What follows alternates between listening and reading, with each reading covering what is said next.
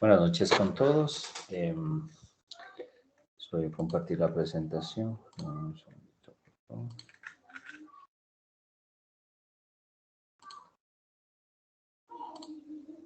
Por favor, me confirman si aparece la presentación y si es que me pueden escuchar, por favor.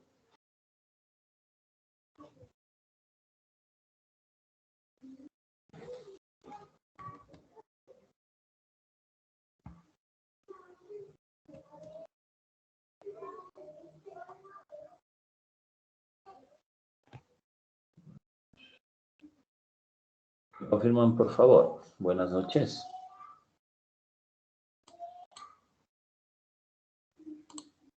Buenas noches, doctor. No se ve ninguna pantalla. Tengo que empezar con el chiste del nombre. A ver, denme un segundo. No sé si ahí pueden verla. Sí, doc, allí sí. Ok.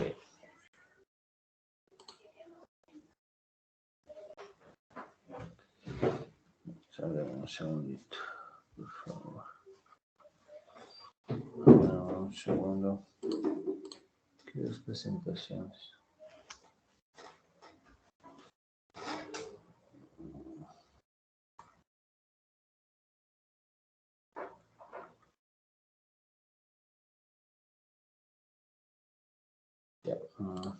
Ya, ok.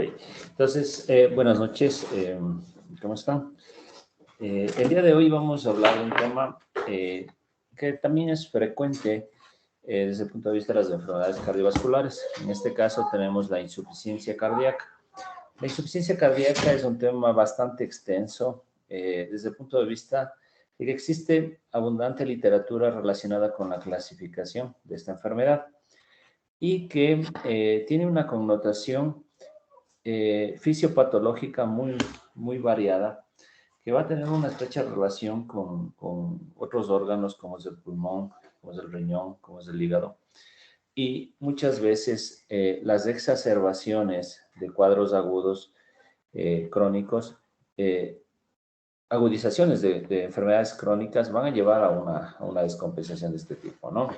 Entonces, dentro de los motivos de consulta en ustedes como personales de salud, vamos a abordar la insuficiencia cardíaca descompensada o una descompensación aguda severa, ¿sí? Vamos a hablar y enfocarnos un poco más de la insuficiencia cardíaca de tipo severa, porque la insuficiencia cardíaca tiene varios estadios, tiene varios escenarios en los que muchas veces, mediante un adecuado control con dieta, ejercicio, medicación, el paciente puede estar estable y tener una calidad de vida aceptable. Pero cuando existe una descompensación de esta entidad, es cuando el paciente va a acudir al servicio de emergencias, va a acudir a su consulta, ¿sí? Y debemos identificar las situaciones de gravedad y qué opciones le podemos dar a nuestro paciente. Entonces, vamos a iniciar. Ya. La insuficiencia cardíaca. Bueno, un segundo, me parece que no es esta presentación. Un segundo, por favor.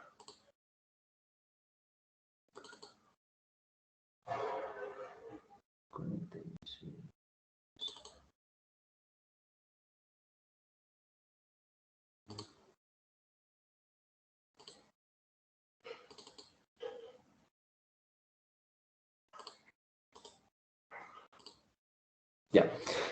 Bueno, la insuficiencia cardíaca va a estar relacionado con una disfunción o incapacidad, en este caso, ¿sí?, del corazón, para garantizar un adecuado flujo sanguíneo, ¿sí?, al resto de órganos. Esto va a tener una implicación clínica muy florida, porque va a tener relación con una inadecuada perfusión tisular, un inadecuado aporte de oxígeno, ¿sí?, un inadecuado aporte de nutrientes del resto de órganos. Puede llevar a alteraciones de las presiones a nivel vascular, a nivel pulmonar, ¿sí? Va a tener relación con congestión a nivel hepático, va a tener nivel con hipoperfusión a nivel renal, ¿sí? Va a tener una relación directa con la calidad de vida de los pacientes, ¿sí? Relacionado con todos estos mecanismos que les acabo de citar.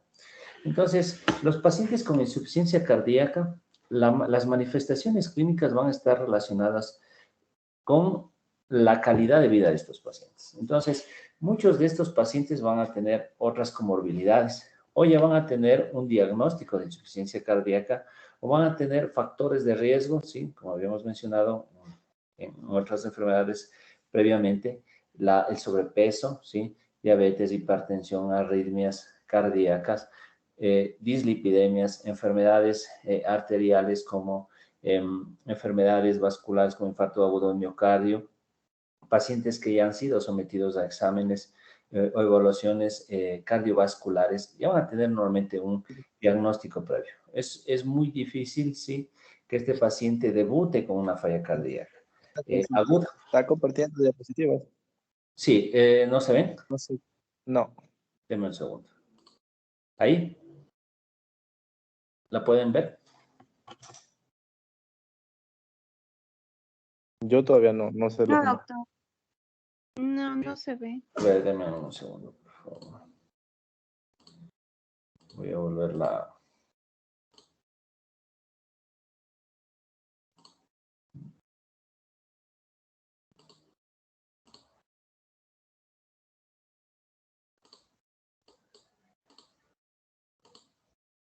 Ahí, por favor. Ahí sí. Ya, ok. Bueno, entonces, como les decía, el tema que vamos a ver hoy, vamos a ver la insuficiencia cardíaca severamente descompensada, ¿no? O la insuficiencia cardíaca de gravedad, ¿sí? Estas manifestaciones clínicas en este tipo de paciente vamos a tener que son pacientes que normalmente no toleran el ejercicio, ¿sí? Van a ser pacientes que pueden tener pérdidas de peso de tipo involuntario. Una de las características clínicas, ¿sí? De esta entidad va a ser que el paciente va a sufrir sobrecarga, ¿sí? Sobrecarga hídrica de tipo refractaria. Esa va a ser la diferencia de la insuficiencia cardíaca aguda o la insuficiencia cardíaca estable, en que esta insuficiencia cardíaca severa o de gravedad va a tener una sobrecarga hídrica, es decir, el paciente se va a hinchar, a desmartizar, va a tener tercer espacio, puede tener ascitis o a nivel pulmonar o a nivel de otro tercer espacio que va a ser refractaria, ¿sí? Va a ser de difícil control. ¿Qué va a ser, como ya vamos a ver más adelante, uno de los principales motivos de descompensación o de clínica de este paciente? Puede presentar arritmias de tipo ventricular. Las arritmias de tipo ventricular van a ser mucho más graves que podrían tener un desenlace fatal, ¿sí? Entonces, por eso es que hay que ponerlas más atención, porque si bien es cierto otros tipos de arritmias, ¿sí? Las taquicardias como la fibrilación auricular, si bien es cierto, son de gravedad o son de que hay que darle atención y la importancia del diagnóstico, pero quizá una fibrilación auricular no va a terminar en un desenlace fatal, a diferencia de las arritmias de tipo ventriculares, como la taquicardia ventricular, fibrilación ventricular, que como sabemos son un paso previo a la parada cardíaca, ¿no? Entonces, estos pacientes podrían presentar ese tipo de arritmias. Muchos de estos pacientes podrían presentar inestabilidad hemodinámica, que va a estar traducida con hipotensión o signos de hipoperfusión. Eso en una descompensación aguda. Pero hay que saber y aprender a diferenciar que estos pacientes con insuficiencia cardíaca grave, ¿sí? Descompensada, pueden tener, ¿sí? Por su afectación cardiológica severa, pueden ellos manejar presiones bajas. Ya vamos a ver que pueden coexistir la insuficiencia cardíaca con una insuficiencia hepática o una cirrosis hepática.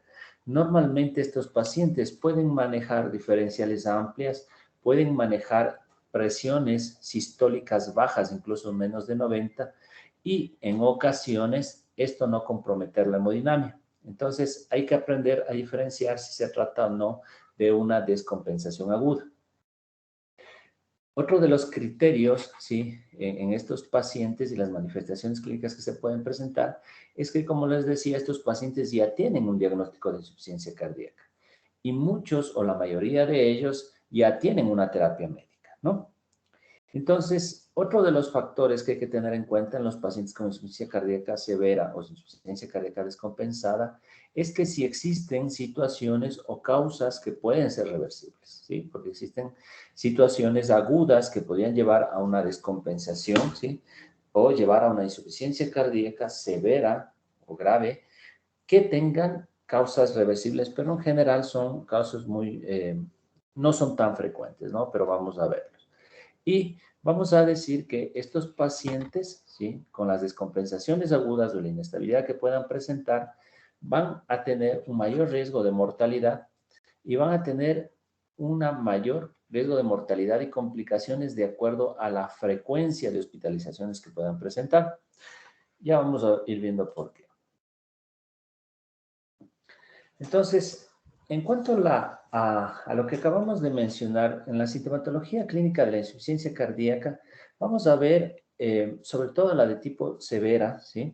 Vamos a ver sintomatología muy florida, pero en algo que nosotros debemos enfocarnos en la insuficiencia cardíaca es que estos pacientes van a tener disnea. La disnea va a ser uno de los principales, ¿sí? De los principales signos clínicos y síntomas también, ¿sí? Síntomas clínicos que nuestro paciente va a presentar. O el motivo de consulta de nuestros pacientes va a ser la disnea, ¿sí? La disnea, la fatiga, ¿sí? O la intolerancia al ejercicio que este paciente va a presentar. Entonces, de acuerdo a la clase funcional, ¿sí? De la disnea, nuestros pacientes van a tener entre un grado 3 o 4. ¿Qué quiere decir esto? Que este paciente incluso va a tener disnea o fatiga a pequeños esfuerzos, ¿sí? Actividades tan simples como subir las gradas o ya un grado estadiaje más de severidad del paciente al alimentarse, al cepillarse los dientes, al peinarse, ¿sí? Va a tener ya sintomatología, es decir, ya va a ser muy limitante. El paciente va a tener una afectación importante de su calidad de vida, ¿sí? El paciente va a decir que camina media cuadra, camina una cuadra y el paciente ya se fatiga, tiene que parar, tiene que hacer pausas o en situaciones cotidianas de la vida como bañarse o vestirse, el paciente ya tiene una limitación, ¿no?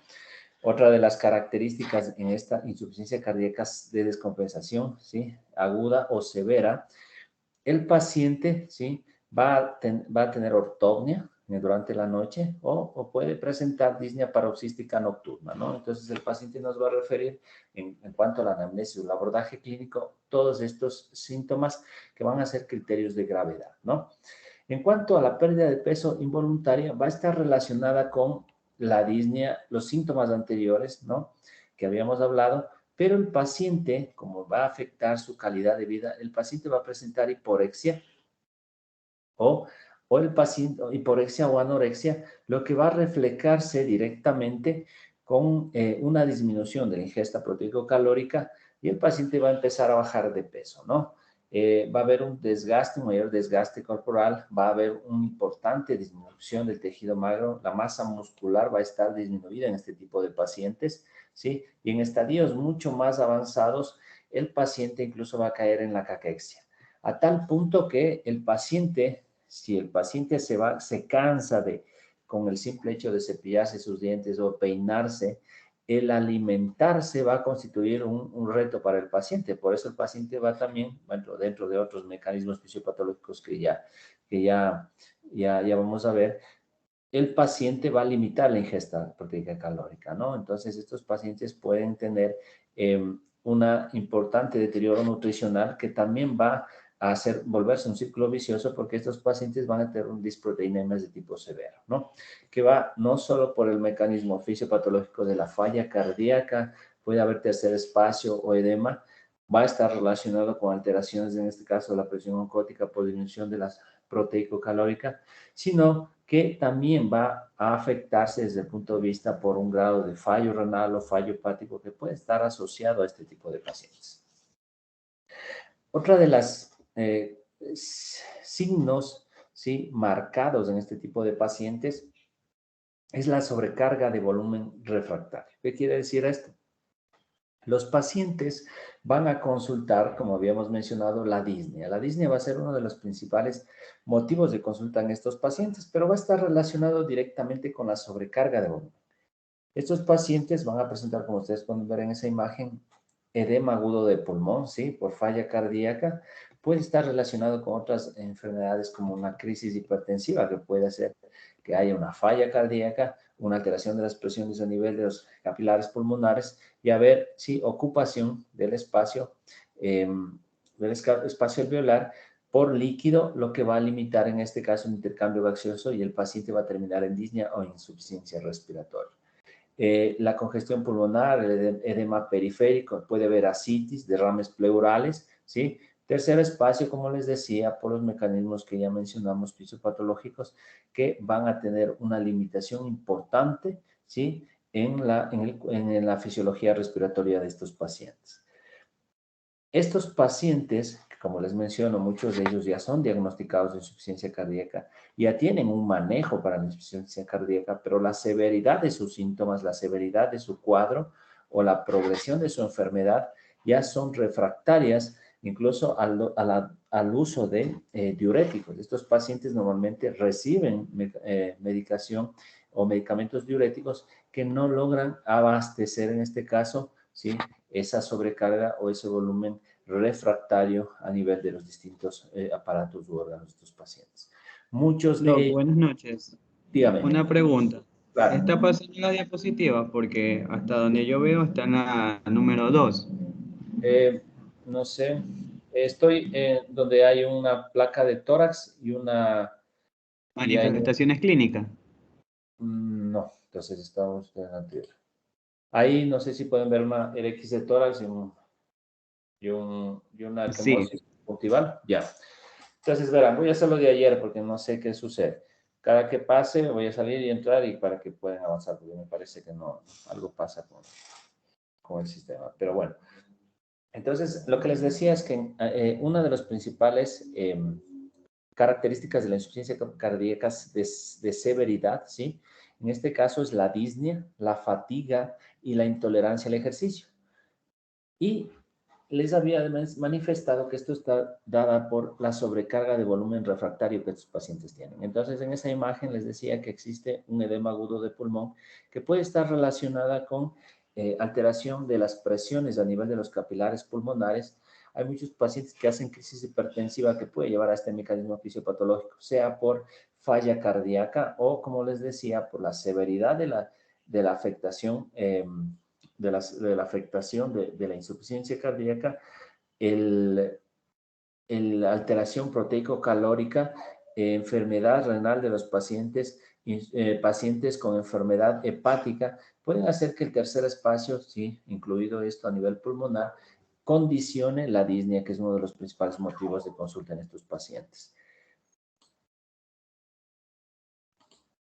No sé si avanzó ahí la diapositiva, por favor me confirman, porque voy a empezar a pasar así las diapositivas. Sí, ahí ya una que dice hipotensión. Sí, sí. Ya, entonces vamos a hacer eso de esta forma para que puedan pasar en ustedes también. Ya, entonces, otra de las manifestaciones clínicas que habíamos mencionado en los pacientes con insuficiencia cardíaca, ¿sí?, de severidad, hablamos de la hipotensión e hipoperfusión. Entonces, los motivos de consulta, como ya habíamos mencionado, en estos pacientes las características es precisamente la disnea, ¿sí?, el tercer espacio refractario de los diuréticos, una alteración de la masa magra, masa muscular, una baja de peso, desnutrición severa en estos pacientes. Y otra de las características que este paciente puede presentar es la inestabilidad hemodinámica. Como les había mencionado, vale la pena diferenciar, en este caso clínicamente, que estos pacientes van, de hecho, a manejar presiones bajas, sistólicas menores de 90 milímetros de mercurio. Pero al tratarse de un cuadro agudo, ¿sí?, ya va a manifestarse, ¿sí?, hipoperfusión tisular. Como habíamos dicho y habíamos mencionado en algún momento, el choque, el diagnóstico de choque es, el concepto, perdón, más bien de choque es hipoperfusión tisular.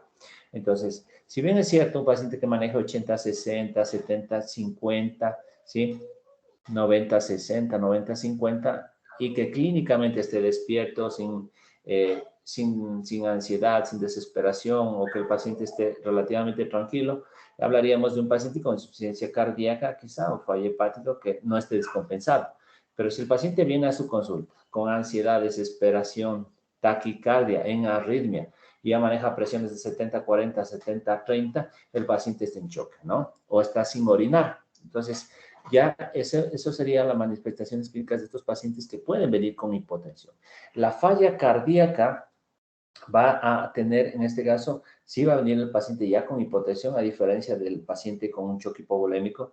Este va a ser un choque de tipo cardiogénico, ¿sí? Es decir, por fallo de bomba, que muchas veces puede estar relacionado porque precisamente por su insuficiencia cardíaca, que sea un paciente con insuficiencia cardíaca con una fracción de eyección deteriorada, un paciente que pueda tener un taponamiento cardíaco, o un paciente que esté haciendo choque cardiogénico por una arritmia, ¿sí? Por una arritmia cardíaca, en este caso las arritmias ventriculares que habíamos hablado.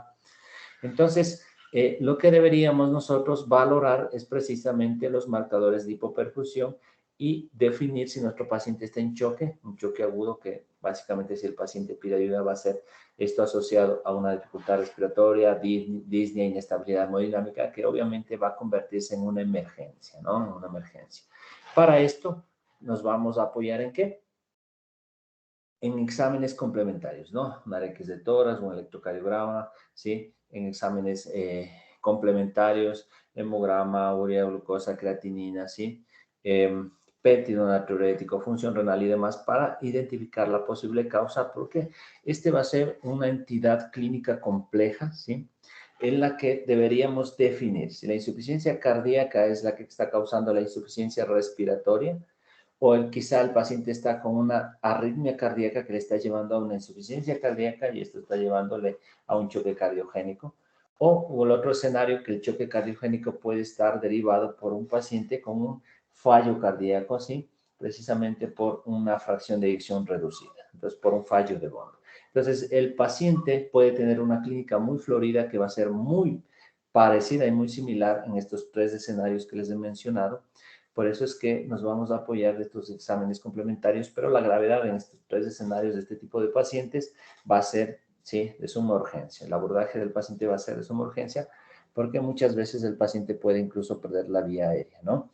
O terminar en una parada cardíaca. Así es que el motivo de consulta de este paciente que viene con disnea, con ansiedad, con hipotensión, inestabilidad hemodinámica, la causa sea una arritmia de tipo ventricular. Por eso es que el abordaje de este paciente tiene que ser multidisciplinario y vamos a abordarle a ser un paciente grave bajo el protocolo ATLS que ya hemos mencionado previamente.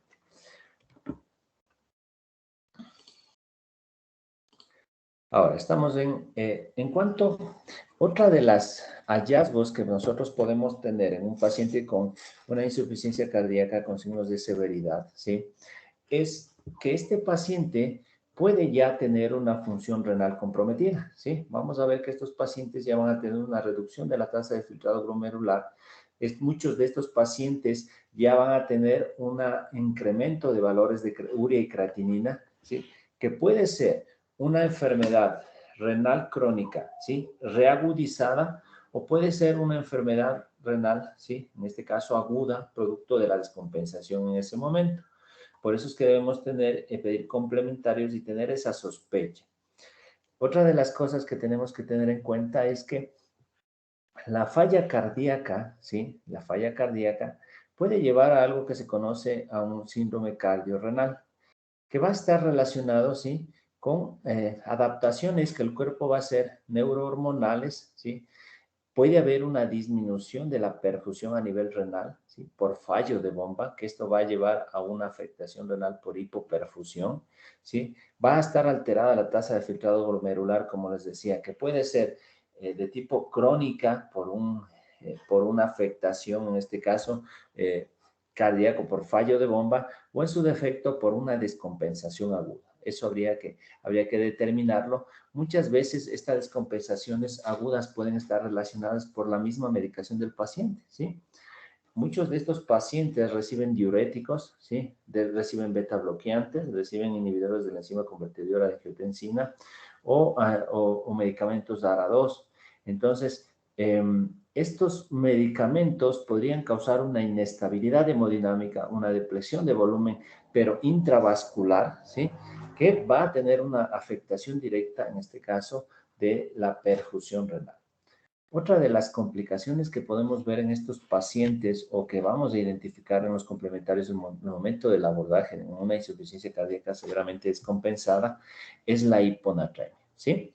Puede haber dos escenarios. En la insuficiencia cardíaca podemos identificar una hiponatremia, ¿sí? O las llamadas pseudohiponatremias, ¿sí? ¿En qué escenarios vamos a identificarlo? La hiponatremia puede estar relacionada directamente con el uso de diuréticos, ¿sí? Muchos de estos pacientes, las dosis incluso pueden ser más altas o el tiempo, ¿sí?, de exposición a estos fármacos puede llevar a que estos pacientes manejen niveles de sodio incluso con severidad que puede tener una implicación de tipo neurológica, ¿sí? Puede el paciente, el motivo de consulta por el que busca ayuda en usted, puede ser en realidad un desequilibrio hidroelectrolítico, ¿no? O por depresión de volumen. Y el otro escenario es que un paciente con sobrecarga hídrica, ¿sí?, con tercer espacio, haya una pseudohiponatremia y se catalogue por un paciente que esté con una hiponatremia dilucional, del tipo dilucional, ¿no? Entonces, estos dos escenarios, hay pacientes que tienen más 5, más 6, más 7 litros de sobrecarga y que puede traducirse o darnos la impresión diagnóstica de una pseudohiponatremia. Entonces, esos dos escenarios podrían estar en este paciente. Otra de las cosas que vamos a ver en nuestros complementarios en un paciente con insuficiencia cardíaca va a ser precisamente la hipoalbuminemia, ¿sí? La disproteinemia en estos pacientes pueden estar realmente hasta grados de severidad. Nosotros hemos tenido pacientes, aquí menciona que ya un grado de severidad es precisamente una albúmina menor de 3.4, pero nosotros hemos tenido pacientes con albúminas de 2, de 1,8, o sea, con un desequilibrio o un grado de desnutrición totalmente, ¿sí?, severo, en los que el paciente, como les decía, existe un círculo vicioso entre estas sobrecarga de volumen en este tercer espacio que los pacientes van a presentar, que no solamente está condicionada por una falla, en este caso, fallo de bomba, sino también está condicionada por alteración de la presión oncótica, como ustedes conocen, precisamente por la hipoalbuminemia, está condicionada por su falla hepática, condicionada por su falla renal, ¿sí? Entonces, o por algún desorden de tipo neurohormonal.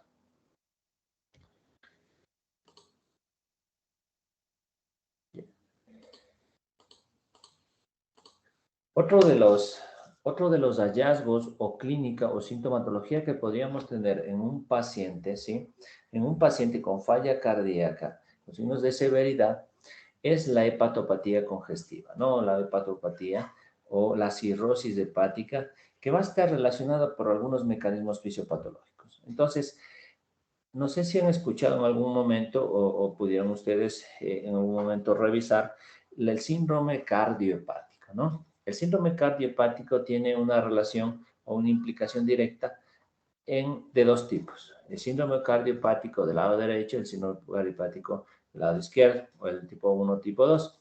Ahora, el mecanismo fisiopatológico que va a estar relacionado o va a tener una implicación directa de un paciente con fallo cardíaco, ¿sí?, del lado derecho, va a estar relacionado con aquel paciente, ¿sí?, que va a haber una congestión a nivel hepático, ¿sí?, que va a caracterizarse por ingurgitación yugular, va a caracterizarse por una sobrecarga, ¿sí?, de volumen a nivel hepático, y esto va a estar relacionado con una congestión hepática. La congestión hepática va a llevar a varios mecanismos fisiopatológicos que van a terminar por incrementar las presiones, alterar la perfusión a nivel tisular hepática y que va a llevar a un daño, a una dilatación, a una distensión, sobrecarga a nivel hepática, ¿no? A una congestión a nivel hepático, que va a terminar en una cirrosis o un daño hepático, que obviamente va a traducirse en hiperbilirubinemia, incremento de las aminotransferasas y en la connotación de alteración de los tiempos, ya cuando estén en estadios muy severos de daño hepático.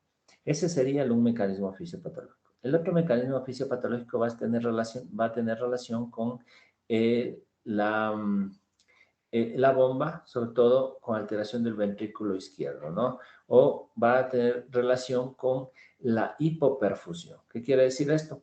Es la del lado izquierdo en el que el corazón, ¿sí?, va a fallar más bien en la perfusión, en la capacidad, con una disminución de la fracción de eyección, fracción de expulsión, el paciente va a tener un fallo de bomba, no va a garantizar un adecuado flujo sanguíneo a nivel entre estas estructuras, el hígado. Entonces, este mecanismo fisiopatológico del síndrome cardiopático del lado izquierdo va a tener más bien relación con un mecanismo, como les decía, de hipoperfusión, a diferencia del síndrome cardiopático del lado derecho, que va a ser de tipo congestivo.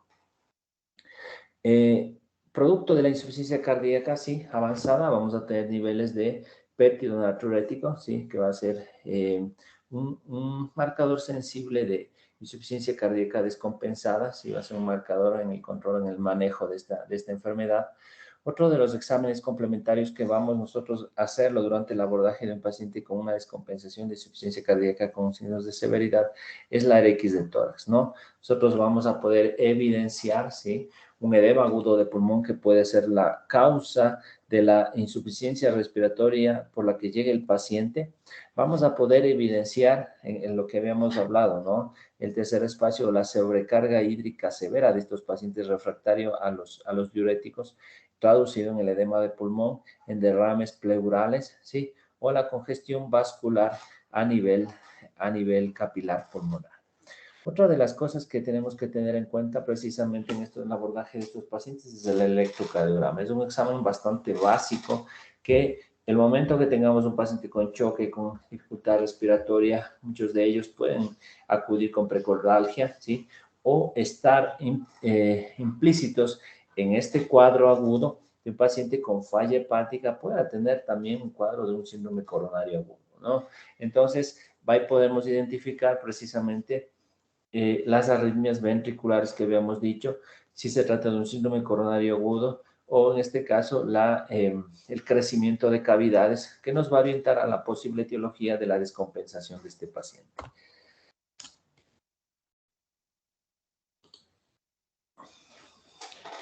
En cuanto al diagnóstico y a la evaluación de esta insuficiencia cardíaca, ¿sí? Con descompensación o signos de gravedad, vamos a tener en cuenta que lo que les había mencionado, ¿no? Los antecedentes clínicos del paciente ya puede tener el diagnóstico de insuficiencia cardíaca, factores de riesgo que ya mencionamos, la obesidad, hipertensión, diabetes, dislipidemias, ¿sí? Infartos, enfermedades vasculares, infartos previos, cateterismos previos, o enfermedades hereditarias, enfermedades de depósito, autoinmunitarias, que podrían tener relación con una afectación cardiológica. El examen físico es súper importante, pacientes con soplos, ¿no? Daños valvulares, pacientes con insuficiencias valvulares, vamos a identificar precisamente al momento del examen clínico. Podemos ver ingurgitación yugular, congestión vascular, en el caso de problemas hepáticos, sí, circulación colateral, de lo que mencionábamos precisamente de la sobrecarga, ¿no? Vamos a ver síntomas de refractariedad, tercer espacio, ascitis, edemas, ¿sí? Entonces, todo eso lo vamos a tener mediante la evaluación clínica. ¿Cuándo vamos a sospechar de una insuficiencia cardíaca avanzada o de una insuficiencia cardíaca severa? En que los síntomas, ¿sí? Los síntomas van a ser de gravedad, es decir, que en este caso va a comprometer la vida del paciente o va en este caso a afectar la calidad de vida del paciente, ¿sí? Y que estos van a persistir a pesar de tener una terapia farmacológica basada en la evidencia, más así estos pacientes también, de acuerdo a la indicación, tengan una terapia de resincronización cardíaca. ¿Qué quiere decir esto? ¿Cuándo vamos a sospechar de una insuficiencia cardíaca avanzada? Va a ser aquellos pacientes que ya tuvieron un diagnóstico, tienen un abordaje clínico, están siendo manejados por el especialista, están recibiendo la medicación, ¿sí?, dirigida para insuficiencia cardíaca, basada en protocolos, basada en la evidencia disponible, y a pesar de eso, el paciente sigue refractario o sigue con sintomatología grave. O si son pacientes que tuvieron criterios de recibir, ¿sí?, terapia de resincronización cardíaca, sea cual sea esta que esté recibiendo, que esté indicada de acuerdo a su estadiaje, y que aún así el paciente siga presentando sintomatología con severidad, ¿no? Entonces, eso Esos van a ser los criterios clínicos, como ya habíamos mencionado, el examen físico y sobre todo, como les había mencionado, la sobrecarga de volumen refractaria, la disnea, ¿sí? La disnea en grado clase funcional 3 y 4, alteración en este caso del estado nutricional severo, ¿no?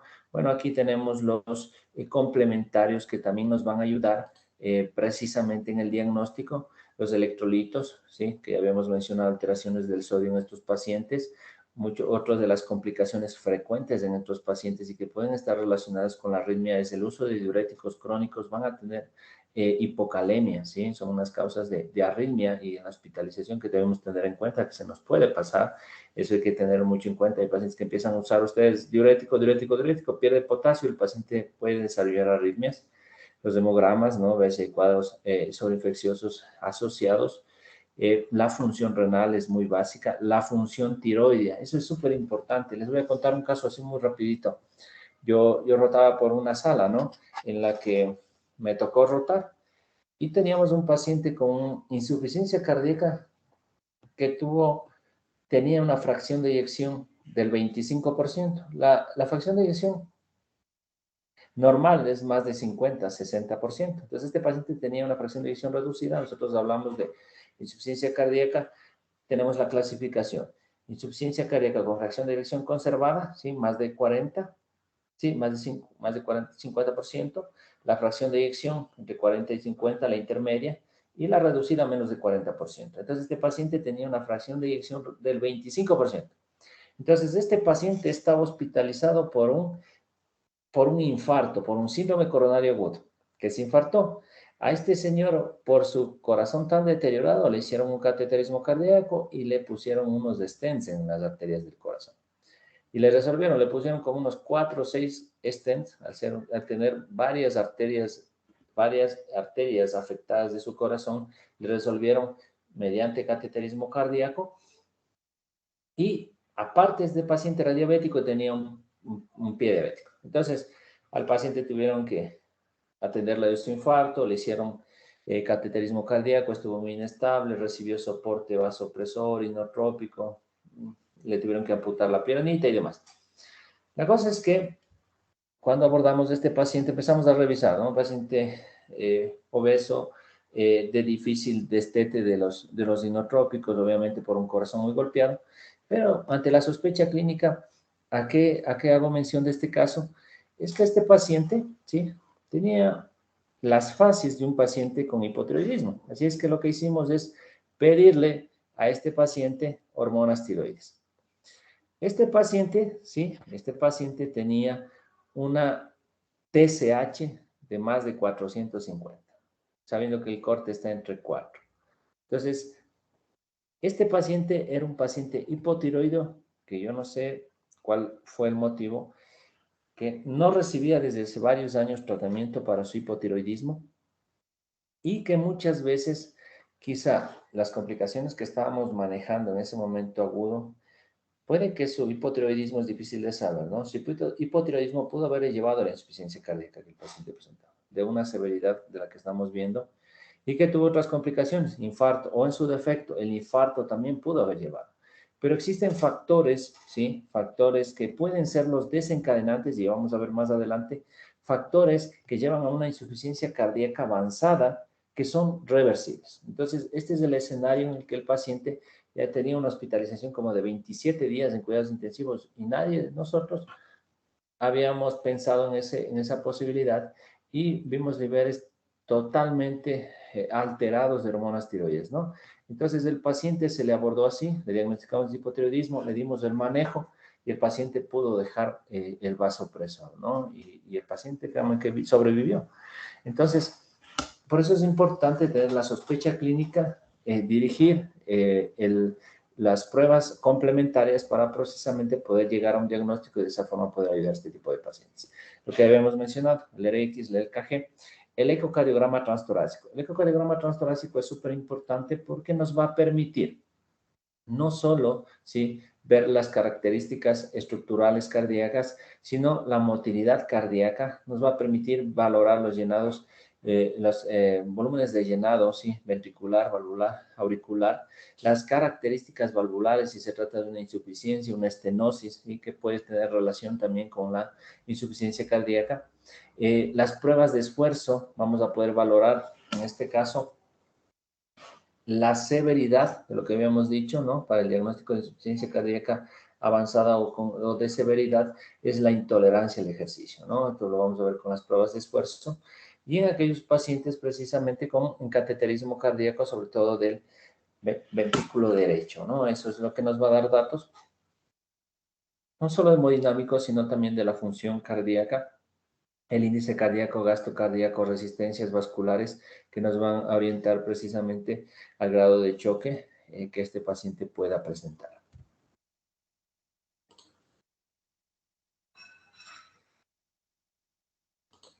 Entonces, basado en lo antes citado, ¿no? En el examen clínico, el motivo de consulta que nuestro paciente va a llegar, qué hallazgos podemos tener, vamos a precisamente puntualizar el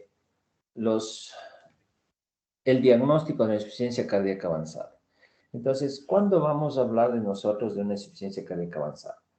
Precisamente van a ser aquellos síntomas de gravedad, ¿sí? Un paciente que tenga insuficiencia cardíaca, que tenga síntomas de gravedad. A eso vamos a denominar nosotros insuficiencia cardíaca avanzada, que van a tener una característica, que va a tener signos de refractariedad, sobre todo en los pacientes con sobrecarga hídrica. Puede estar asociada a hipoperfusión, es decir, un paciente, ya un criterio de gravedad sería el choque, ¿sí? Hipoperfusión tisular, una disfunción cardíaca grave que puede estar relacionado con un choque de tipo cardiogénico, que va a estar, ¿sí? Corroborado con exámenes de imagen, en este caso un ecocardiograma, cateterismo cardíaco, ¿sí? O evidencia de signos clínicos de hipoperfusión. Un paciente que venga con síntomas clínicos de disnea, dificultad respiratoria, con presión baja, y es un paciente que tiene signos de severidad. Ya esto estaríamos hablando de una insuficiencia cardíaca avanzada, ¿sí? No existe un criterio clínico o no existe algo establecido para decir, para hablar de insuficiencia cardíaca avanzada, pero sí los síntomas de gravedad con inestabilidad hemodinámica, sobrecarga hídrica, refractaria, estaríamos hablando ante este escenario de una insuficiencia cardíaca avanzada, ¿no? O aquellos pacientes que tengan criterios o cumplan criterios para terapia avanzada en el manejo de la insuficiencia cardíaca, como la asistencia mecánica ventricular o el trasplante cardíaco. Entonces, estos pacientes que tienen ya un grado de afectación, ¿sí? De disnea, de acuerdo a la clasificación 3 o 4 en reposo, ¿sí? O a mínimos de esfuerzos, estos pacientes ya estarían con signos de severidad y se los catalogaría como una insuficiencia cardíaca de tipo avanzada, que es lo que estamos viendo en el motivo de esta charla.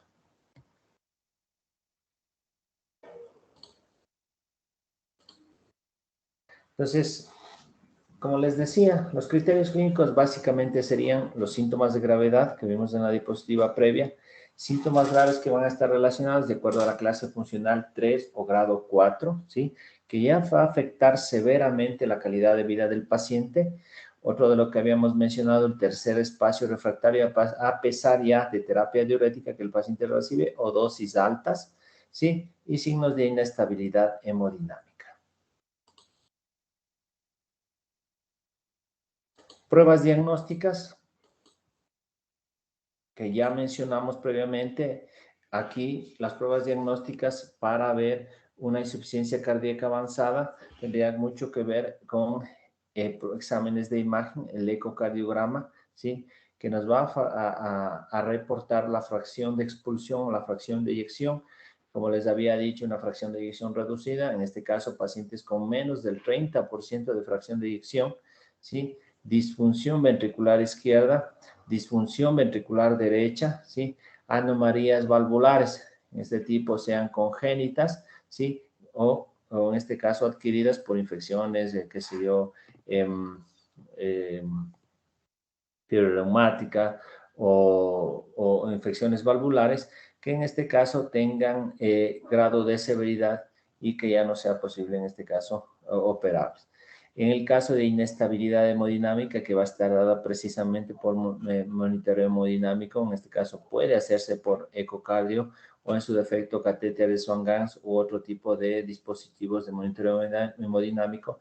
Tenemos el índice cardíaco bajo o el gasto cardíaco bajo. Y otro de los factores o criterios diagnósticos por imagen o pruebas complementarias para hablar de insuficiencia cardíaca avanzada, tendríamos a aquel paciente con alteración en las presiones de llenado, ¿sí? En este caso, sea auricular o ventricular, o presión de enclavamiento de la pulmonar más de 20 milímetros de mercurio. ¿A qué quiere decir esto? Que vamos a hacer un paciente con sobrecarga, ¿sí? Sobrecarga a nivel vascular capilar pulmonar.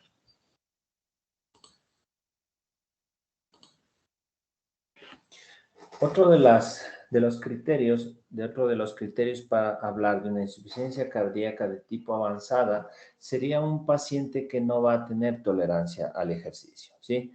Como ya habíamos hablado con clase funcional 3 o 4, existen test, ¿sí? Precisamente para ver la capacidad al ejercicio de los pacientes. Es decir, es un test que se hace en una banda o una actividad física en el que el paciente puede hacer una caminata de 6 minutos de distancia y el paciente no va a tolerar. Este paciente va a tener una disfunción cardíaca severa, una disfunción cardíaca gravedad. Otro de los criterios en estas pruebas de capacidad de ejercicio precisamente es que el paciente no pueda caminar ni siquiera 300 metros, ¿no? Este paciente, esa distancia ya le haría candidato para un grado de insuficiencia cardíaca avanzada precisamente. Otro de los mecanismos o las pruebas que se puede hacer es precisamente la extracción de O2, ¿sí? En el que básicamente va a ser un paciente que tenga unos rangos o niveles, esto va a ser una prueba un poco más objetiva, en la que el paciente va a tener un índice, un porcentaje menos del 12 kilogramos minuto, ¿sí?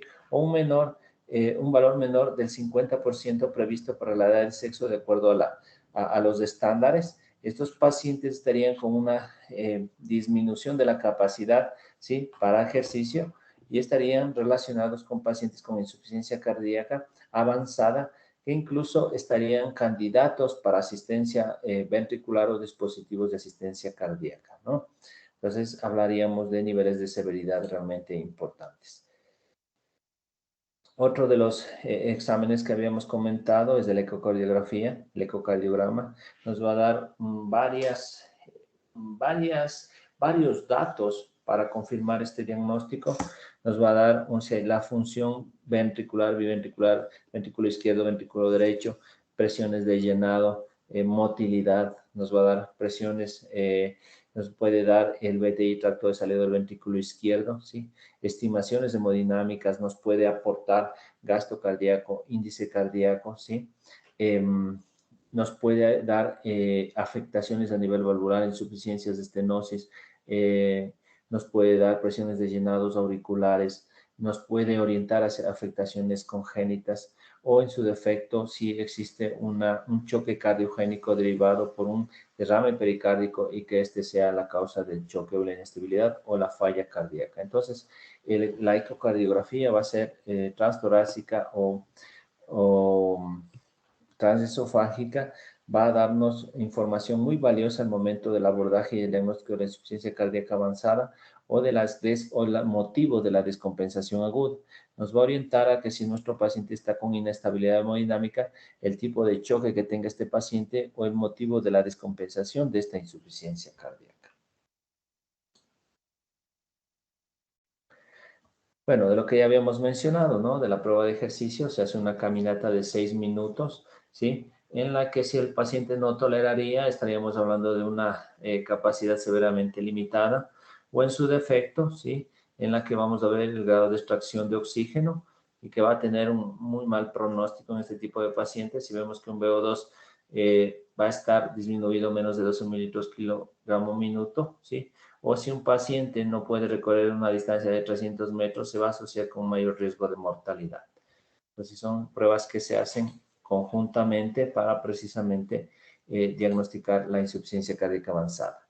Otro de los datos que nos van a orientar es el caso de un catéter de Swan-Ganz o el momento de realizar un cateterismo cardíaco, un ICP, digamos que es un paciente que tiene un infarto y le están haciendo un estudio hemodinámico, en el que precisamente mediante este procedimiento vamos a canalizar la arteria pulmonar, vamos a poder evidenciar las presiones intracardíacas, vamos a poder, de acuerdo a monitoreo hemodinámico, calcular gasto cardíaco, índice cardíaco, resistencias vasculares periféricas, podemos incluso evidenciar hipertensión pulmonar, presiones de llenado, todo eso nos puede dar el catéter de Swan-Ganz.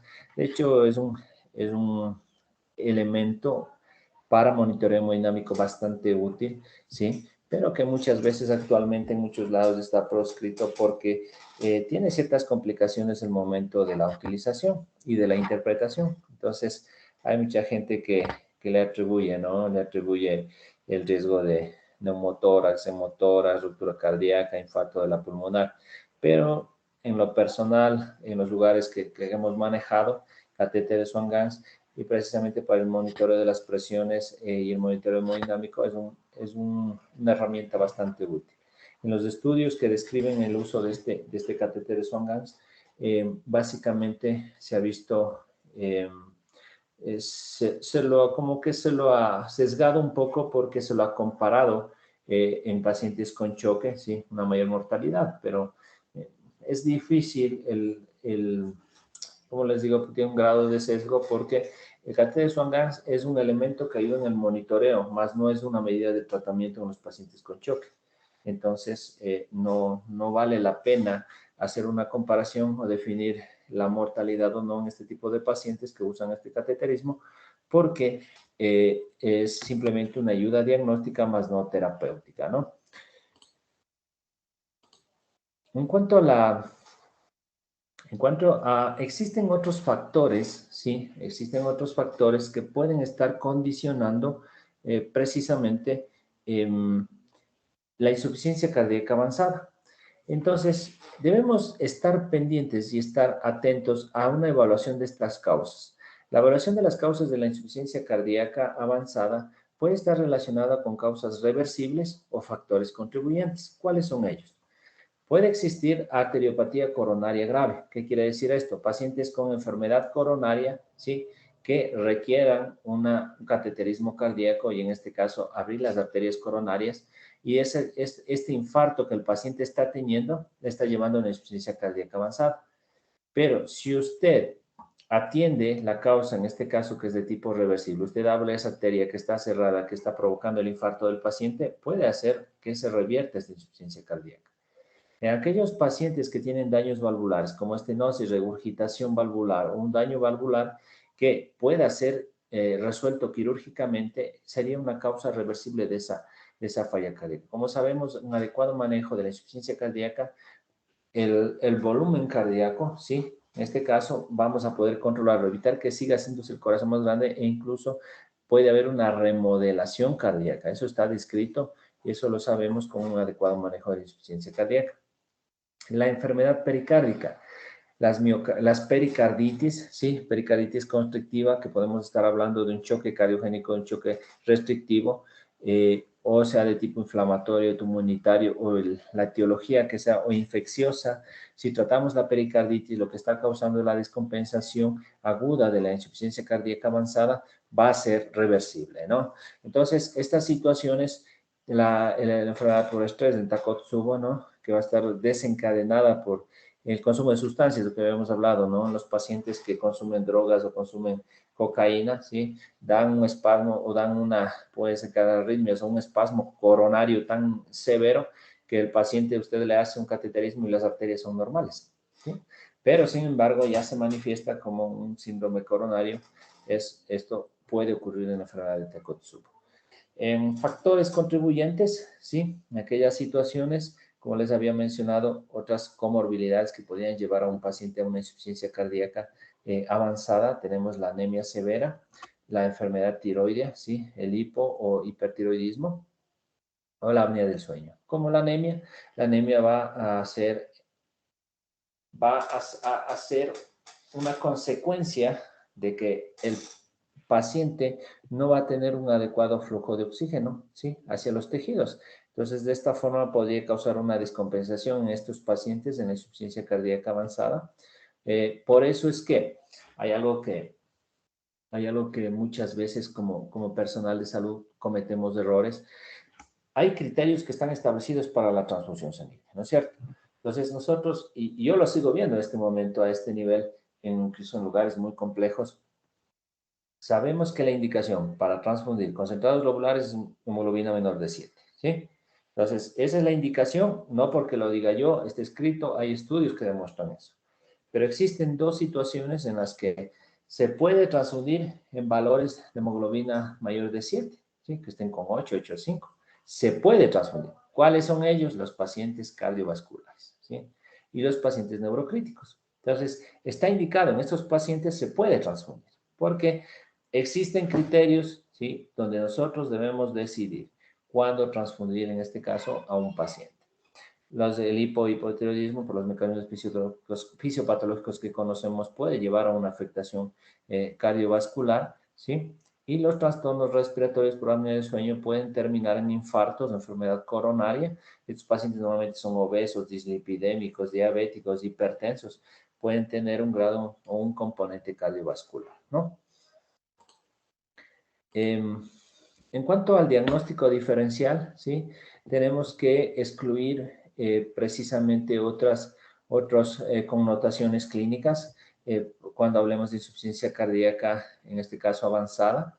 Tenemos que tener en cuenta que la terapia, ¿sí? La terapia que esté recibiendo el paciente puede ser inadecuada o no puede ser la mejor. Que el paciente esté llevándole a sintomatología de gravedad o esté llevando a episodios recurrentes, ¿sí? Otra de las cosas es que precisamente tenemos que tener en cuenta qué factores de los que ya mencionamos, el hipotiroidismo, la anemia, qué sé yo, ¿sí? Están llevando a descompensación aguda de este paciente. Aparte de la terapia, puede que la terapia sea la mejor, ¿sí? No, puede haber ocasiones o escenarios en que la terapia no es la adecuada, pero puede haber escenarios en que la terapia es la adecuada, está pegada a medicina basada en evidencia, está pegada a los protocolos, pero hay una mala adherencia al paciente. Usted le da la medicación, compra esto, el paciente no se toma o se toma en forma irregular. Puede ser otra de las causas, ¿no? O el paciente está tomando la medicación, pero la dieta no la hace para nada. Entonces, o no está haciendo ejercicio, ¿no? Nosotros sabemos que para el manejo de estas enfermedades crónicas degenerativas o enfermedades crónicas, perdón, crónicas no transmisibles, si no hay un equilibrio entre la dieta, el ejercicio y la medicación, realmente no va a haber no va a haber un éxito en el manejo de estos pacientes, ¿no? Otra de las cosas es que la medicación sea adecuada, ¿sí? De acuerdo al manejo, pero que las dosis sean dosis subóptimas. Y pasa mucho, ¿no? Yo tengo varios pacientes, varios manejos de pacientes en los que muchas veces le encontramos con 2, 3, 4, 5 medicamentos antihipertensivos, hablando de otra enfermedad, pero que las dosis son subóptimas. Entonces, una que al usar medicamentos a dosis subóptimas no vamos a tener el objetivo deseado. Otra es que vamos a exponer al paciente a las interacciones de estos medicamentos. Y vamos a exponer directamente, ¿sí?, al paciente a mal apego al tratamiento. Hay pacientes que si usted le manda un fármaco o dos fármacos, con las justas va a cumplir con el tratamiento. Pero si usted le manda 4, 5, ¿sí?, 6 medicamentos, créame que va a ser muy difícil que el paciente pueda cumplir o esté con un adecuado apego al tratamiento. Y otra cosa que muchas veces nosotros como profesionales o ustedes profesionales de la salud no las tenemos en cuenta son los costos, ¿sí? Tenemos que tener en cuenta que hay mucha gente, muchas personas que viven con un sueldo muy limitado. Hay gente que vive, hay estudios que ya reportan que entre 2 y 3 dólares viven familias completas del día. Entonces, muchos de los fármacos son realmente onerosos para poder adquirirlos y esto va a ser un factor directamente para el apego al tratamiento y el acceso a la medicación, ¿no? Entonces, todos esos parámetros nosotros debemos tener en cuenta el momento de prescribir un medicamento para cualquiera de las enfermedades que nosotros estemos abordando. Entonces, Vamos a ver que existen condiciones concurrentes. ¿Qué quiere decir esto? Situaciones en un paciente con insuficiencia cardíaca avanzada que puede estar, ¿sí?, desencadenada por una insuficiencia cardíaca avanzada o en su defecto, que pueden estar, ¿sí?, coexistiendo en un paciente con insuficiencia cardíaca avanzada con la enfermedad en sí. Entonces, ¿a qué se refiere esto? La enfermedad renal. Un paciente puede tener un daño cardiológico, un daño, una insuficiencia cardíaca, y esa insuficiencia cardíaca llevándole a una afectación renal, ¿sí? Es decir, mediante el mecanismo fisiopatológico que habíamos mencionado, hipoperfusión, aumento de las presiones, alteración neurohormonal y demás. O en su defecto, el paciente está haciendo una enfermedad cardiorrenal. O, por otra etiología, el paciente tiene insuficiencia cardíaca avanzada y enfermedad renal crónica, qué sé yo, por nefropatía diabética. Entonces, son situaciones que debemos tener en cuenta para precisamente atenderlas y evitar que la afectación de este órgano termine en un estadiaje más severo, ¿no? Es decir, en caso de la afectación renal, que termine en terapia sustitutiva renal, ¿sí? Que sería otra connotación de gravedad en el paciente con insuficiencia cardíaca avanzada. La enfermedad pulmonar, ¿sí?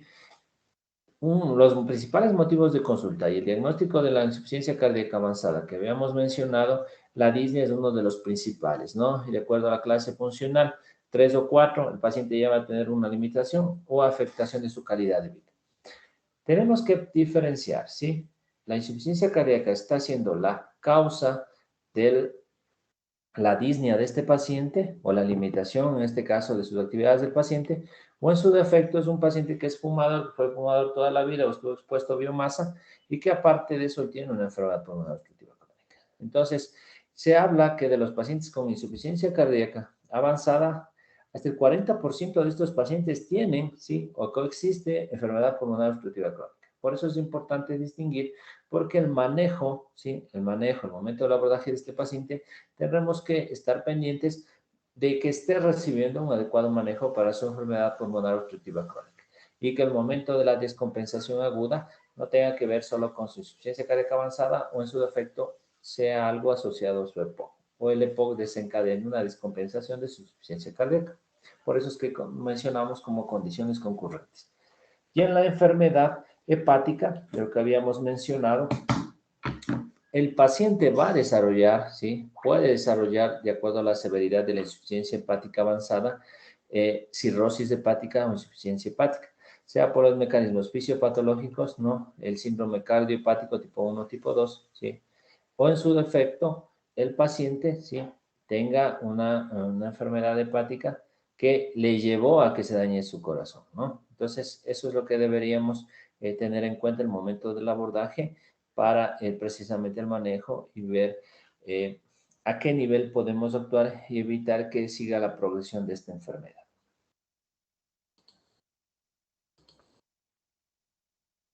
Entonces, en cuanto al manejo de la insuficiencia cardíaca, ese es otro tema bastante extenso en el que vamos a mencionar así en forma muy puntual. La insuficiencia cardíaca aguda descompensada, ¿no?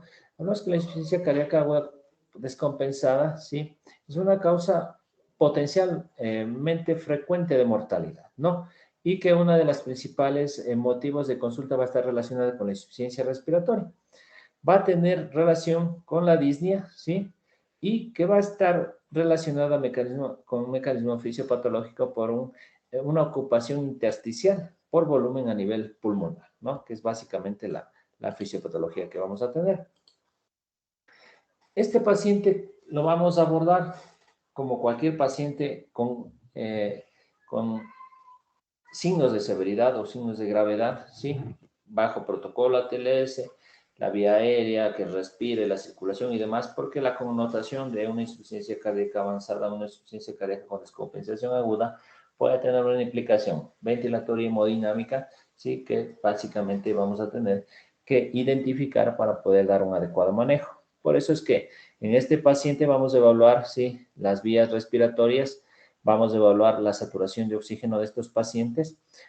Si el paciente viene por disnea, le vamos a dar oxígeno. O sea, eso es algo que ya habíamos mencionado en la insuficiencia respiratoria. Vamos a tratar de darle, de acuerdo a la severidad y dificultad respiratoria que este paciente, dispositivos, la cantidad de oxígeno de acuerdo a lo que hemos revisado. El FiO2 adecuado para que nuestro paciente sature más de 90-92%. ¿Sí? Vamos a monitorizar su estado hemodinámico, su presión, ¿sí? Si hay signos. En este caso, puede el paciente que venga con disnea y no esté hipotenso, no sea por choque, sino más bien sea por una crisis hipertensiva, como ya habíamos mencionado, sobre todo la de tipo emergencia, ¿no? Semi-Fowler para precisamente evitar que nuestro paciente pueda perder la vía aérea, puede tener una aspiración, ¿sí?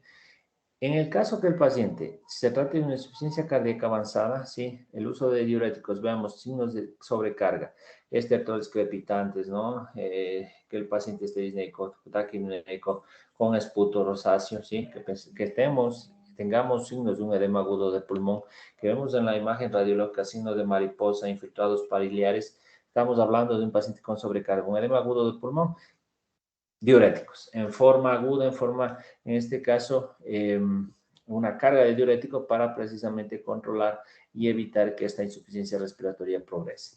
Terapia vasodilatadora temprana en el caso de que la descompensación cardíaca esté relacionada con una crisis hipertensiva tipo emergencia. Otra de las terapias que vamos a poder precisamente manejar son los vasodilatadores intravenosos en el caso de un paciente con crisis hipertensiva tipo emergencia que esté condicionando, en este caso, un fallo cardíaco. En la insuficiencia cardíaca agudamente descompensada, lo que vamos a tratar con este vasodilatador es disminuir la resistencia vascular periférica y disminuir la poscarga, que es lo que va precisamente a afectar la parte pulmonar, ¿no? Tenemos que tener en cuenta y tener cuidado en los pacientes precisamente con regurgitación mitral aguda o insuficiencia aórtica, ¿no? El edema agudo pulmonar, sí, que puede estar derivado de hipertensión, a ese vamos a dar vasodilatadores, y en aquellos pacientes que tengamos normotensión con dificultad respiratoria y que esté sobrecargado, vamos a usar diuréticos. En este caso, sí, el manejo deberíamos individualizarlo y ver los escenarios que pueden presentarse. En los pacientes con insuficiencia cardíaca avanzada que estén hospitalizados o con una descompensación aguda, la tromboprofilaxis tenemos que tener en cuenta dosis de 1 miligramo por kilo para prevenir, en este caso, el tromboembolismo venoso. Otro de los medicamentos que podemos tener en cuenta son los antagonistas de receptores de vasopresina en aquellas situaciones de hiponatremia severa, sobre todo en pacientes de insuficiencia cardíaca avanzada, ¿sí? O en insuficiencia cardíaca con descompensación aguda, pero ya solo en situaciones de severidad, ¿no? Sodios ya muy bajos, ¿no? Que puedan tener un componente neurológico. Los opiáceos se recomienda no usarlo en este tipo de pacientes por las situaciones de inestabilidad hemodinámica que podrían presentar. El oxígeno suplementario es básico en el manejo de estos pacientes, sobre todo si vienen por insuficiencia respiratoria, y la ventilación asistida, ¿sí? Que se puede dar ventilación mecánica no invasiva, para precisamente, cuyo objetivo, ¿cuál va a ser? Resolver la hipoxemia y, en el caso, controlar, en este caso, si existiera hipercamia. En el caso de un paciente con sobrecarga de volumen, que el mecanismo fisiopatológico va a hacer que no va a haber una adecuada hematosis ni va a permitir eliminar el CO2.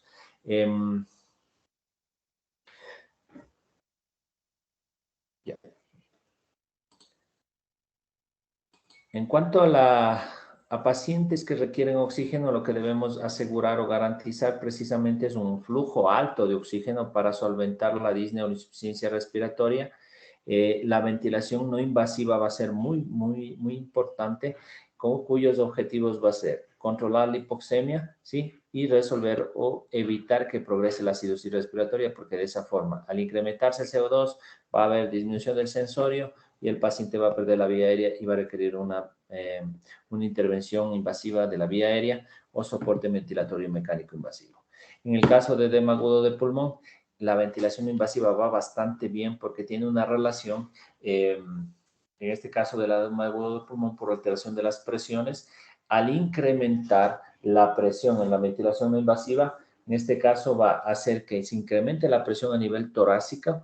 De esta forma va a disminuir, en este caso, si hay sobrecarga, va a disminuir, en este caso, el incremento de la presión a nivel torácico va a provocar que haya un vaciamiento, ¿sí? Un vaciamiento del contenido auricular derecho, lo que va a hacer una disminución de la precarga y de esta forma va a disminuir la congestión pulmonar, en el caso que el edema agudo del pulmón esté desencadenado por una sobrecarga hídrica, ¿no? Entonces, de esa forma, fisiopatológicamente, la ventilación no invasiva va a aportar para mejorar la mecánica ventilatoria y la oxigenación en este tipo de pacientes. Si no mejora el paciente con ventilación no invasiva dentro de la media a 2 horas, como que, por ejemplo, el paciente siga taquipnéico, el paciente siga desaturando, el paciente siga hipercárnico, la indicación es intubar, ¿sí? No perder el tiempo porque esa hipoxemia, esa hipercania pueden llevar a que un paciente con un problema cardiológico, con una insuficiencia cardíaca, termine en una arritmia ventricular o termine en una parada cardíaca o en fallecimiento. ¿Sí? Uno de los objetivos de la ventilación no invasiva es que el paciente esté cómodo, ¿sí? Eso es súper importante. Si usted va a poner a un paciente a ventilación no invasiva, una mascarilla, un dispositivo para flujos altos de oxígeno a presión, dele confort. Eso es súper importante. Para que eso tenga éxito, tiene que darle confort. Dele morfina, dele fentanil, dele medicación para que él esté conforme, porque eso es bastante incómodo. Tener ya presionado la cara hacia la nasobucal o la total face o una escafandra en la que el paciente recibe oxígeno a presión, va a ser bastante molestoso. También que eso realmente en un paciente que se encuentra con sed de aire en ese grado de insuficiencia respiratoria, que tenga algo que le ofrezca presión, que le cause ansiedad, tenemos que ofrecerle que nuestro paciente esté cómodo con lo que le estamos ofreciendo.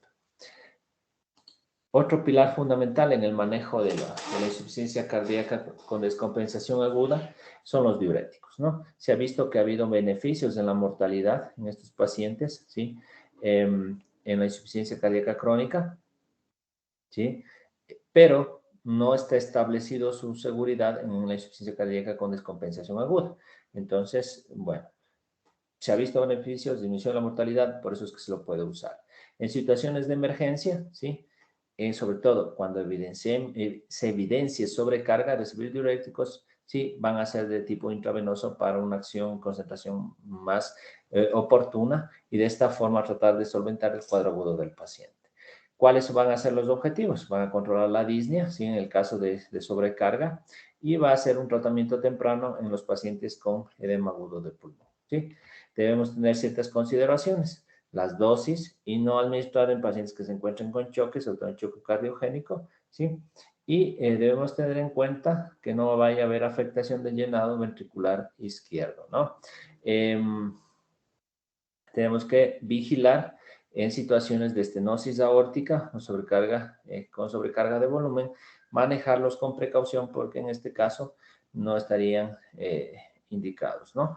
En pacientes con sobrecarga de volumen, lo que vamos a buscar con los diuréticos es disminuir la sintomatología y mejorar la oxigenación, que va a ser precisamente el objetivo del uso de este medicamento.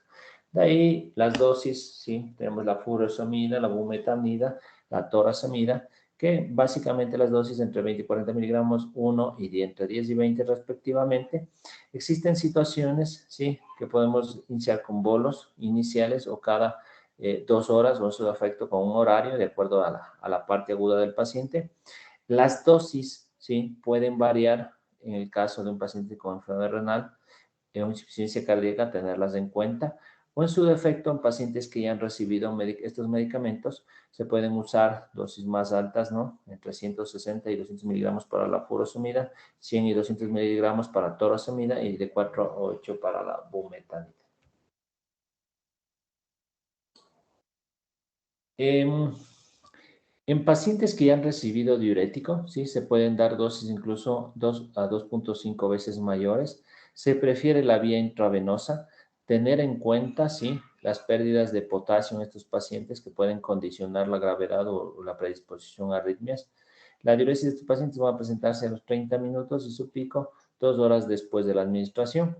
Se recomienda los bolos de estos diuréticos en los pacientes a diferencia de la infusión continua. Esto va mejor en los renales, pero en insuficiencia cardíaca está demostrado, ustedes pueden revisar, está indicado la dosis con horario, porque hay muchas personas que usan hay muchos profesionales, incluso especialistas, que usan la infusión, pero, perdón un segundito, pero está ya establecido la seguridad y la efectividad en los bolos o la furosemida pautada con horario. Entonces, si alguien le dice, póngale una bomba, ustedes pueden discutirle y decirle que no, que está descrito y se ha visto mayor beneficio en el uso de los diuréticos con horario. El monitoreo, obviamente, vamos a hacer de las constantes vitales, ¿no? La oxigenación, un control del peso diario, la ingesta y eliminación diaria, la función renal y la alcalosis metabólica, que sería una complicación de diuresis muy profusas, ¿no? Los electrolitos, principalmente el potasio y el magnesio, y valorar el estado hemodinámico, en este caso del espacio intravascular. Podemos ver que puede haber afectación, en este caso del gasto cardíaco y la presión arterial, y de la fracción de eyección del ventrículo izquierdo. Hay que tener en cuenta, sí, porque podríamos disminuir mucho la precarga.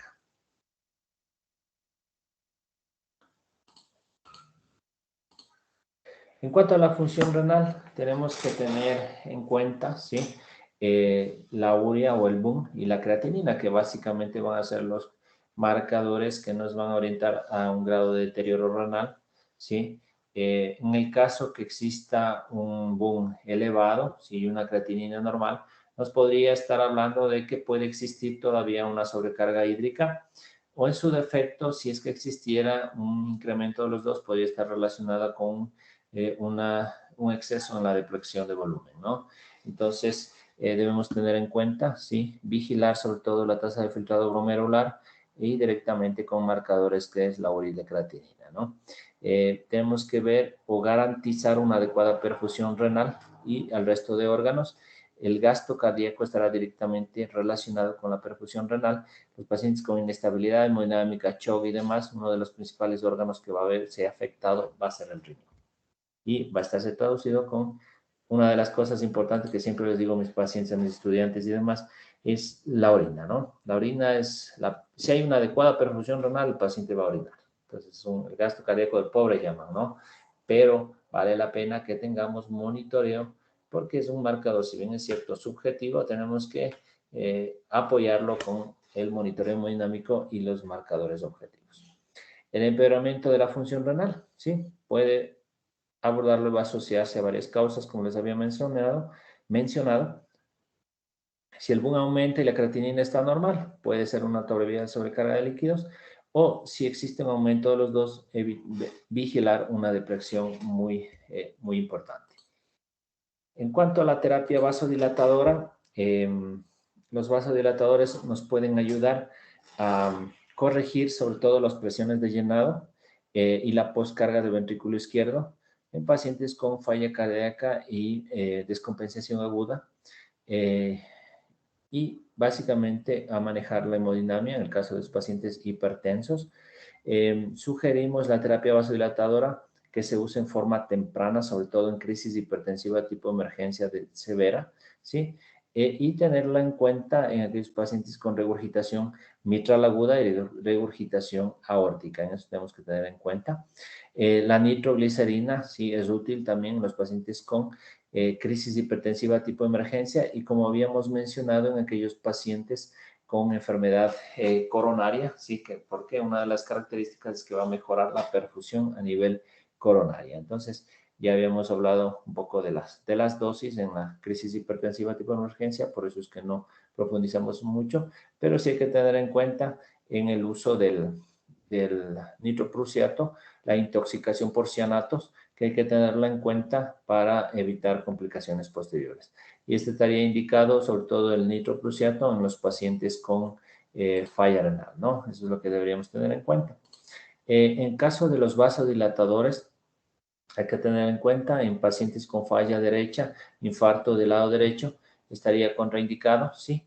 O estaría contraindicado en los pacientes que se usaron el uso de nitratos en los pacientes que se usó previamente inhibidores de la fosfodiesterasa, como los pacientes con sildenafil, ¿no? Eso es algo que lo menciona y es una pregunta que les darán en un examen si es que ustedes hacen ACLS, está descrito ahí. Entonces hay que tenerlo en cuenta. Nosotros sabemos que la nitroglicerina podrá tener hacer taquifilaxia, que quiere decir entre 24 y 48 horas, es decir, que más adelante, pasado ese tiempo, irá necesitando dosis más altas, ¿no?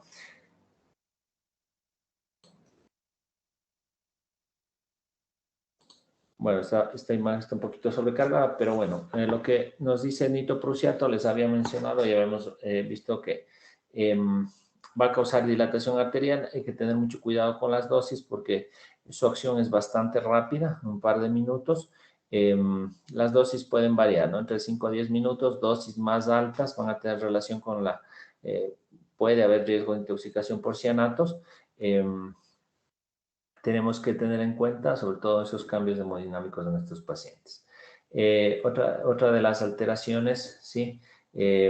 Antes que se hablaba de la restricción de sodio en los pacientes con insuficiencia cardíaca, esto ya en realidad no se ha visto mayor evidencia con respecto a esto, ¿sí? Pero aún se lo sigue aplicando a una limitación de 2 gramos día de sodio.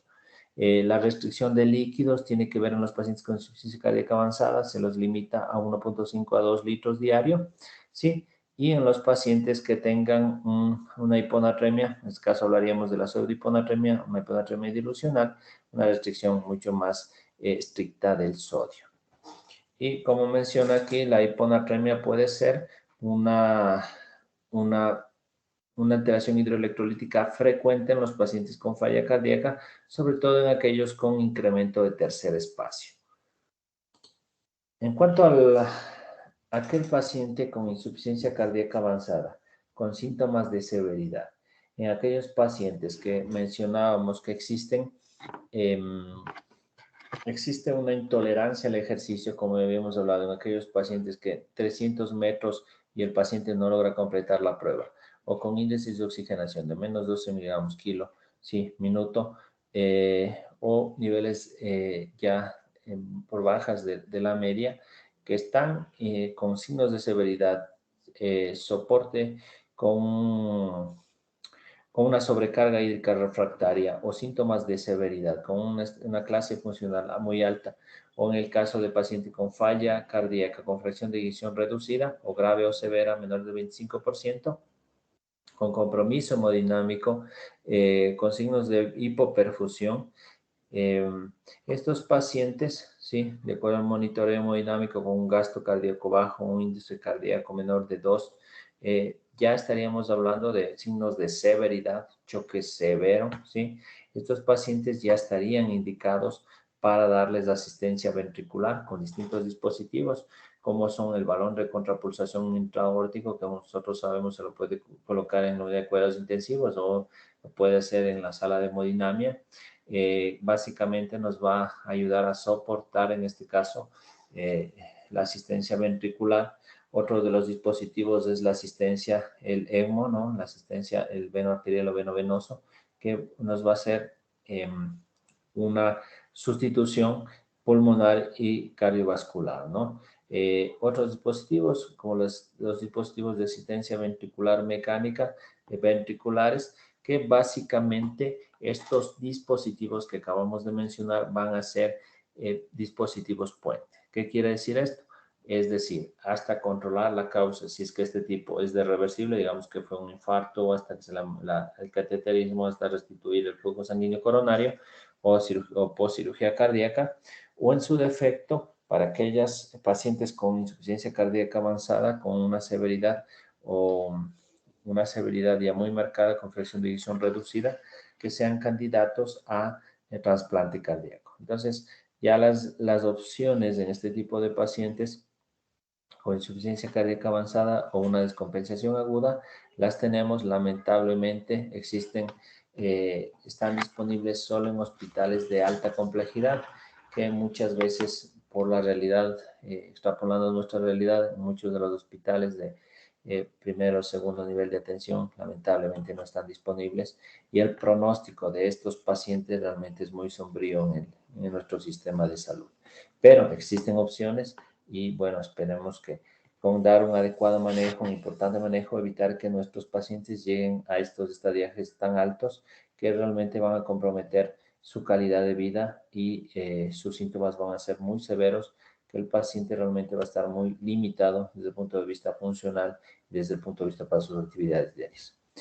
Eso es lo que al menos quería yo compartirles en cuanto a la insuficiencia cardíaca avanzada, insuficiencia cardíaca con criterios de gravedad, que va a ser uno de los motivos de consulta que en nuestra práctica profesional, que de esta forma deberíamos nosotros direccionar a este tipo de pacientes a unidades de mayor complejidad y sobre todo el abordaje, si se trata de un cuadro agudo de sobrecarga o edema agudo del pulmón, en el que diagnosticamos de una sobrecarga hídrica, el uso de diuréticos, el uso de oxígeno, las medidas básicas que habíamos hablado, pueden hacer la diferencia entre la vida y la muerte de estos pacientes o identificar una arritmia, ¿sí? Una arritmia cardíaca en la que sea la causa de la descompensación aguda de estos pacientes, ustedes van a poder dar la atención adecuada para evitar la progresión a una arritmia o a un desenlace fatal de estos pacientes.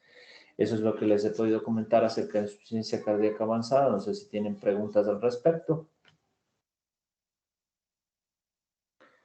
Si no hay preguntas, muchas gracias. Que tengan buena noche.